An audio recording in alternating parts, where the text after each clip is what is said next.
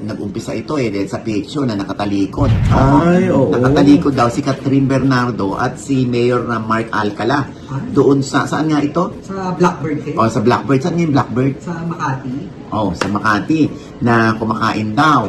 Tapos naman yung iba naman nag-speculate na yes, si Catherine at si si Mark Alcala. Yung iba naman hindi daw. Nabubuisit nga sila doon sa nag-post na Ano yung kawit lang? bakit yung mga batok ang mga kinunan mo? Bakit hindi mo hinintay na tumayo at makunan? Pero syempre, bawal na kasi yon. Data Privacy Act yon. Pero iba kasi sinasabi hindi raw sila. Ano ba? Kapatid daw ni Mayor. Yung Mexico na Oo, dahil malaki. parehas daw nung hikaw, same daw dun sa mga post sa IG. Bakit yung babae, kawig naman ni Catherine?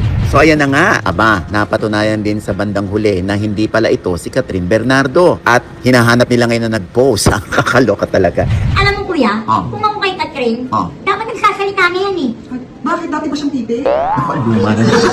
Diyos ko, papalitan ko na talaga kayo. Sandali! Diyos ko, ang luma. Kasi nagsasalita na daw eh. Nakakaloka. Pero ipahinga na natin yan. Gasgas na yan. Nakakaloka. Diyos ko. Anyway, yun nga yung hirit ng ibang netizen. Dapat daw magsalita na si Catherine. Bakit dati ba siyang pipi?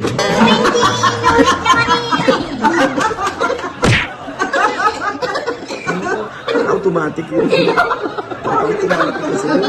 So, wala na namang kahinat ng tong ating vlog. Anyway, hindi ako naman, yun nga hinihirit ng iba na sana daw magsalita na si Catherine once and for all para malinawan na. Kasi wala naman daw silang sinasagasa ang ibang tao. Bakit daw kailangan ilihim? Kasi nga, pinupus na nila magsalita si Catherine. Bakit? Kasi gusto malaman ng mga Katniel fans at totoo para makamove on na sila.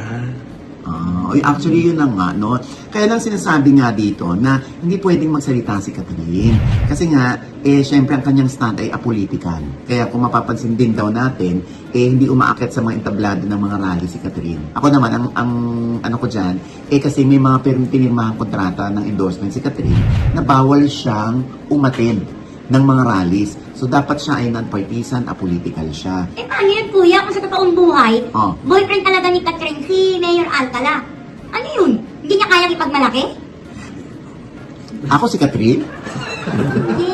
Tatanong lang ako kuya. Kaya nga, hindi tayo si Catherine. Kung gustong sagutin ni Catherine yan, sagutin yan. Pero syempre, again, alam mo, may mga personalidad, may mga artista na gusto muna nilang itago ang kanilang pribadong buhay at ayaw nilang i-share sa public. Habang yung publiko ay talaga namang humahanap ng paraan kung paano silang makaka-scoop. Katulad ng kay Catherine na makita siya one day, kung kasama nga niya si Mayor Alcala, may mga instances na magkasama